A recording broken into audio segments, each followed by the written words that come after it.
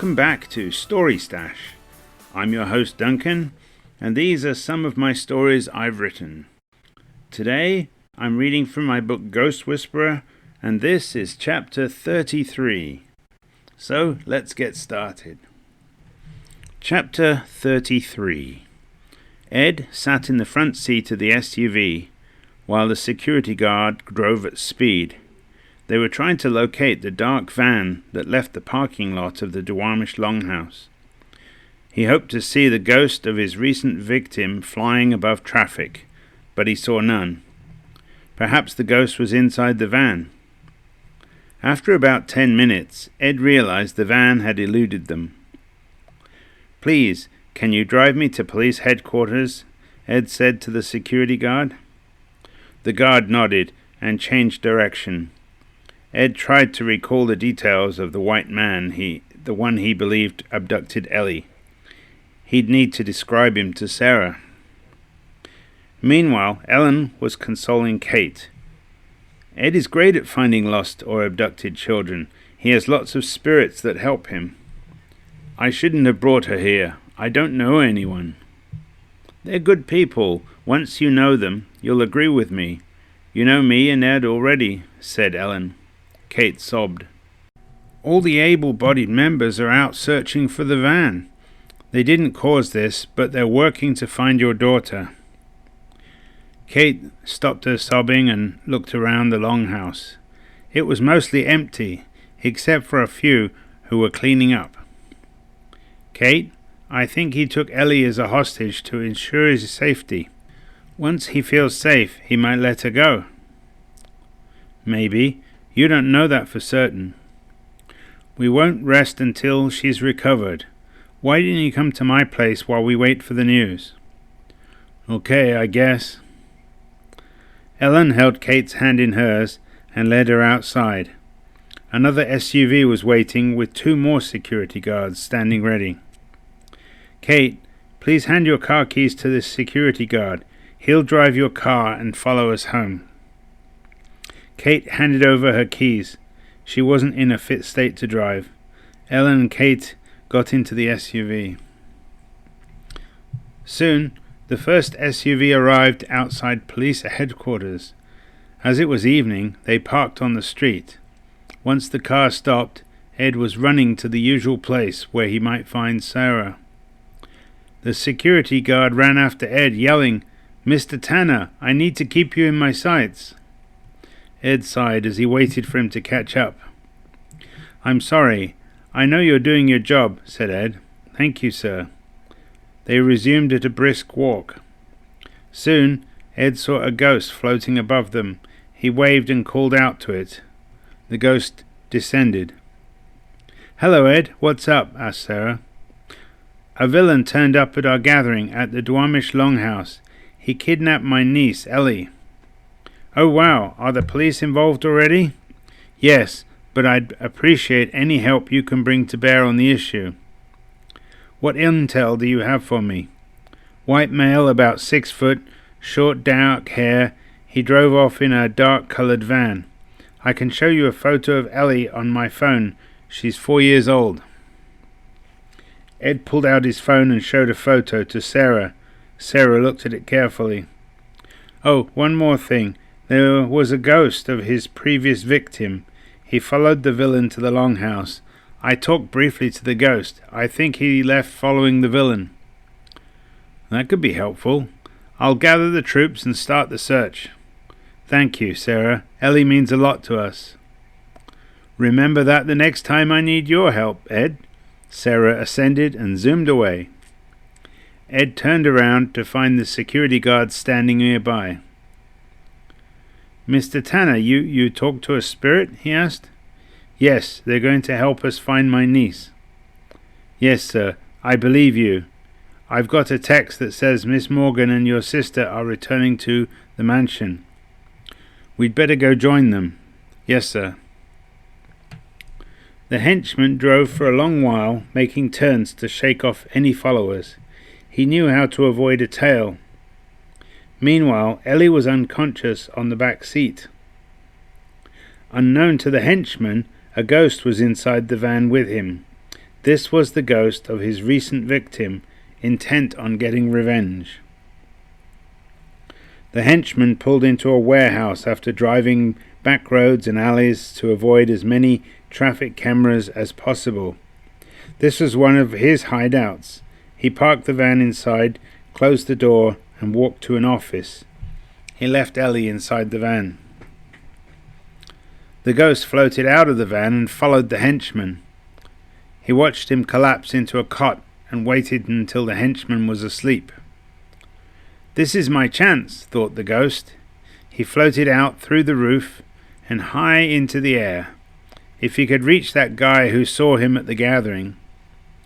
He descended to the street corner and studied the names of the streets. Then he rose and flew to find the one person who could see him. Sarah flew above the cemetery and gathered up as many ghosts as she could cajole into joining her. Fortunately, she was known for fun expeditions, and several ghosts joined the group. Most were clanking their chains and grinning. They spread out and began searching through many places. As her group moved along, Sarah noticed another ghost flying nearby. Sarah flew off to intercept. "Hello, we're looking for a little girl who was kidnapped. Can you help us?" The ghost stopped and faced Sarah in midair. "If I tell you where, can you get the kidnapper arrested or killed?" "Arrested, yes. I know someone among the living who can see ghosts. We can relay a message through the police." The other ghosts saw Sarah and the ghost talking in midair. They stopped their search and floated up to join them. "Then we have an understanding. Take me to the person who sees ghosts, and I will share the location." "I have a better suggestion. Tell me the address, and you go back and keep watch in case he moves. You can take these other ghosts, and they'll guard the perimeter." Done. The ghost shared the location with Sarah. She flew off.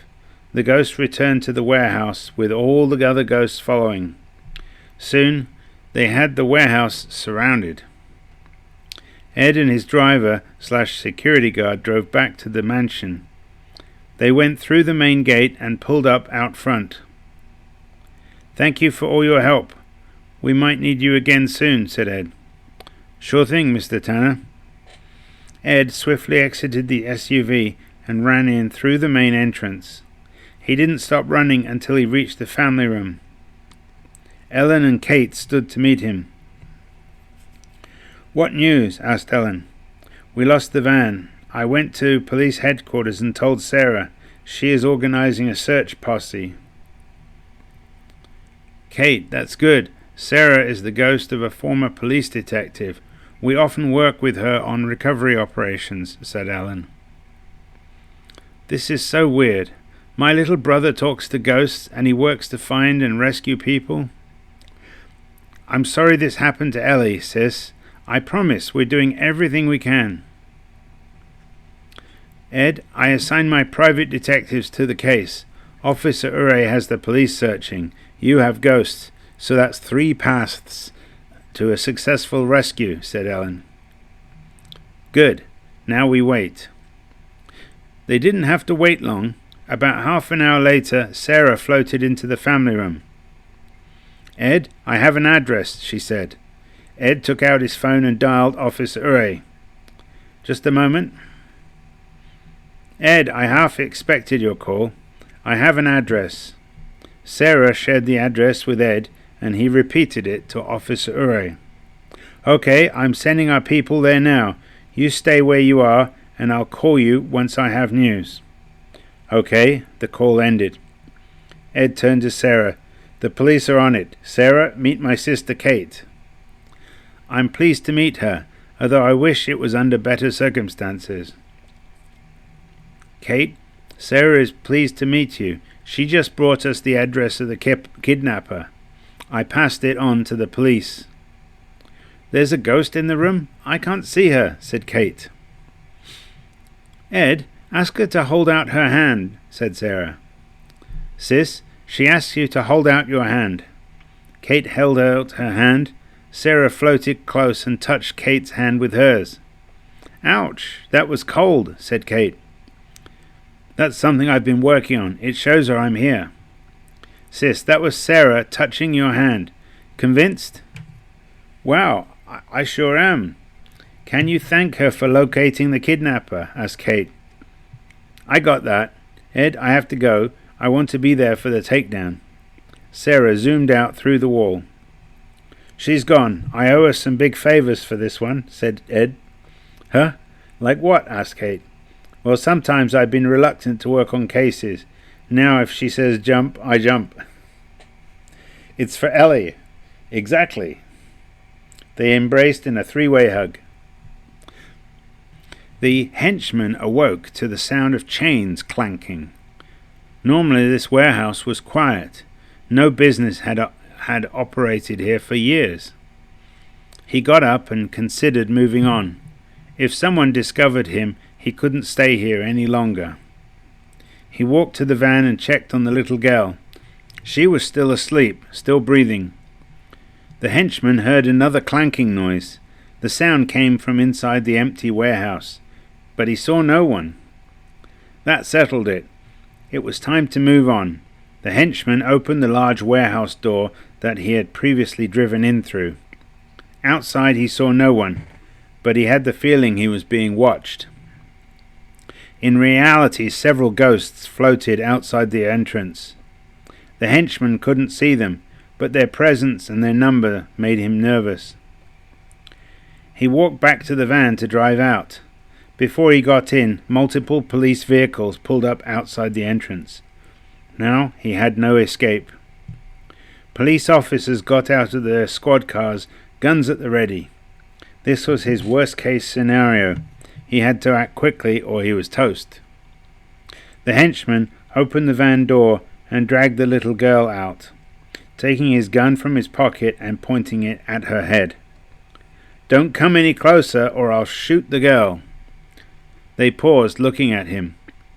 The little girl sobbed. Nobody wanted the death of a girl on their conscience. "Put down your weapon. Let the girl go and we won't shoot you," said a police officer. The henchman stared at all the guns pointed in his direction. He had his finger on the trigger, ready to make good on his threat. What he didn't know was Sarah had arrived. She flew right at him and stopped beside him. She touched his hand with hers and thought her coldest thought. Suddenly his hand that held the gun became freezing cold. He couldn't hold on to the gun and it fell to the ground harmlessly. Several police officers pounced on him. It was over in an instant. They had him down, face down in cuffs. A police officer picked up the little girl and carried her outside to waiting paramedics. Meanwhile, the ghost of the murdered villain approached Sarah. "Thank you. The cops arrested him. You kept your promise," he said. "You're welcome. The police have him for kidnapping at a minimum." "Couldn't you ask them to run a ballistics check on the gun? I expect he used it for several murders, including mine." "I'll pass the message on. Thank you for helping save the girl." "You know that wasn't my motivation. She was a bonus. If she's important to you, you're welcome." "I must escort these ghosts back to the cemetery. Please excuse me." Sarah floated away. She didn't much like that ghost. In their past lives, she was sure they were on opposite sides. Ed's phone rang. Kate and Ellen jumped up, looking at Ed. "Hello?" asked Ed. "Ed, Officer Ure here. I have good news. Ellie is safe. The kidnapper is in custody." "That's excellent news. How do we reunite Ellie with a frantic mother?" "I've got the paramedics checking her out. Give me your address and I'll bring her to you. I need statements from all of you, so it'll be convenient this way." Ed gave Officer Ure the address for the mansion and ended the call. He turned to Kate. "Your daughter is safe and well. The police are going to bring her here soon." "Did he hurt her?" asked Kate. "No, Ellie is fine. Ellen, perhaps we should arrange snacks and coffee. Ice cream might be good too." Officer Ure is coming here and would like to record statements from us. Ellen picked up her phone and ordered the snacks. Ellen's head of security arrived in the family room. "Ah, Jace, this is my soon-to-be sister-in-law Kate. We just learned the police rescued her daughter from a kidnapper," said Ellen. Jace glanced at Ed and smiled before returning to Ellen. "Congratulations, miss. I'd like 2 tracking devices, one suitable for a 4-year-old. "At once, miss." He turned and left the room. "What's that about?" asked Kate. "You and Ellie are family now. I have the means to safeguard you and your daughter. This won't happen again," said Ellen. "Oh. At the minimum, you both carry a tracking device. We could add a security detail or move you into the mansion." "I don't want to live here. We have our own home." "We can start with tracking devices and adjust according to the threat level. My people are both discreet and efficient." "Thank you. I never needed protection before." "The kidnapper picked Ellie at random. She wasn't targeted. That's a good thing," said Ed. "I'm just glad she's safe." "How long before she arrives?" asked Kate. "Soon." Ellen received a call on her phone. The security guard at the front gate alerted her of their visitor. "Ed, Officer Ure is arriving with Ellie," she said. "Let's meet them at the main entrance." Ed, Ellen and Kate left the family room and walked to the entrance. Officer Ure just pulled up his vehicle outside. Kate ran towards the car as Ure opened the door and let Ellie out. "Mummy," she said. "Ellie!"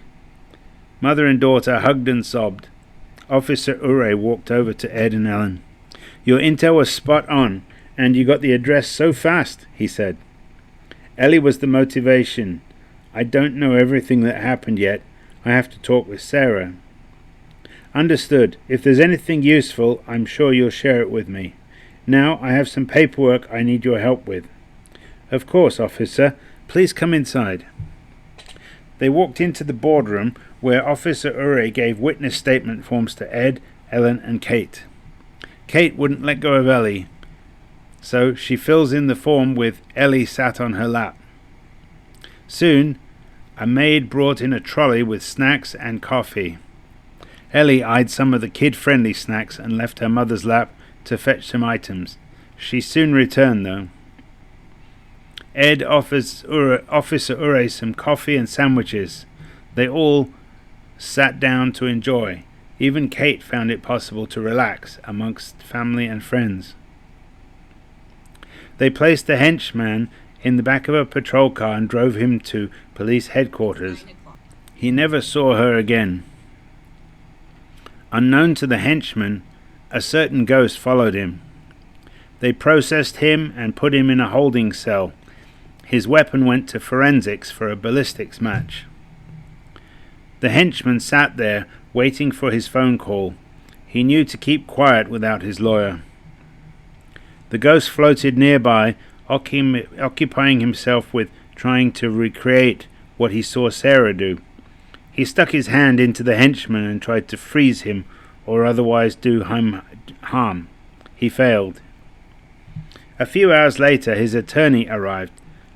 The police let the attorney into his cell to talk with him.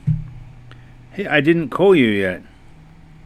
Our mutual friend got word you were here. He was most displeased and sent me."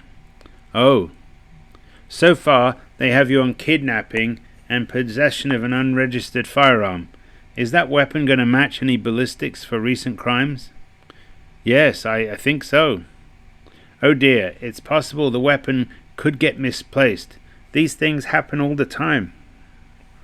"Can you tell our mutual friend I won't do time for this?" "He understands your predicament. I'll do everything in my power to get you out of this. I urge you not to make any rash decisions. Say nothing and give me time to do my job."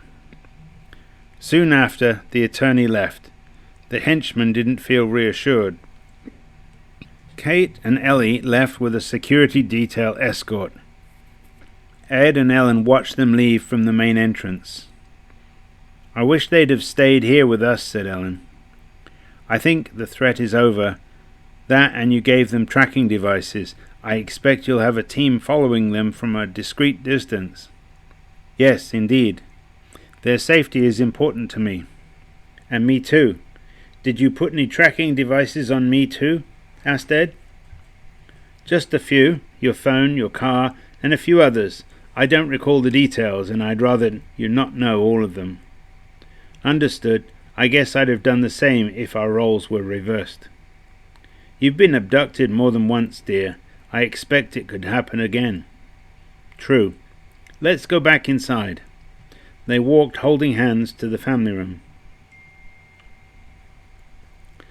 Later that evening, the attorney met with Joey the Beast Barbagallo, the mutual friend. What's the score with our unfortunate friend? He asked. Most unfortunate. They've got a strong case against him for kidnapping a child. Also, his gun is likely to connect him to several unsolved murders, said the attorney. Well, it's time to tie this one off. He knows far too much about our operation. I can't risk him talking. But he's inside police headquarters. Don't worry, I know a guy who knows a guy. Just go home and forget about it. I met with him in cell 4. Tell me no more, I'm going home. The attorney left the room. Joey picked up a phone and made a call. The next morning, at police headquarters, a duty sergeant checked in on the henchman. He found him dead in his cell. Somehow, during the night, he'd found some rope, tied his hands behind his back, and hung himself. A most uncanny case of suicide. It was also the first prisoner death in custody in many years. The duty sergeant raised the alarm. Word soon got to the lead detective on the case. His death is suspicious. He showed no remorse last night. This suggests that his killer is one of us. It's disturbing news. Start an investigation immediately, said a senior detective. Yes, boss. I'll check the camera footage and access logs from last night. Detective, I got results back from the ballistics on that gun. It matched over a dozen murders, including that one we pulled out of the lake, said his colleague. That's significant. We had a key player in our hands, but someone took him from us. I need a complete dossier on him ASAP. Yes, sir. Well, we've come to the end of chapter 33, and next episode we have chapter 34. Sarah and two ghosts visit Ed. They give evidence to Ed, who passes it to Officer Urey. They take the evidence to the CIA. Officer Urey gets in a gunfight with a bad policeman. Hope to see you next episode. Bye.